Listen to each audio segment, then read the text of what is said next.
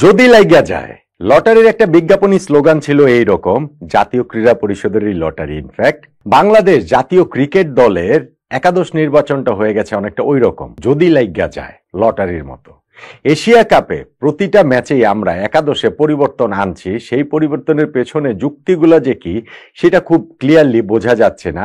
কালকের ম্যাচেও যেমন ভারতের বিপক্ষে বাংলাদেশ একাদশে 4টা পরিবর্তন নিয়ে খেলেছে, তার মধ্যে লিটন দাসেরটা নয় ফোর্স চেঞ্জ, কিন্তু বাকিগুলা এই ম্যাচটাতে বাংলাদেশ হেরে গেছে। আবার ধরেন আফগানিস্তানের বিপক্ষে ম্যাচে আমরা 4টা পরিবর্তন নিয়ে খেলেছিলাম, সেটাতে আবার আমরা জিতে গিয়েছিলাম, যদি লাইগা যায়।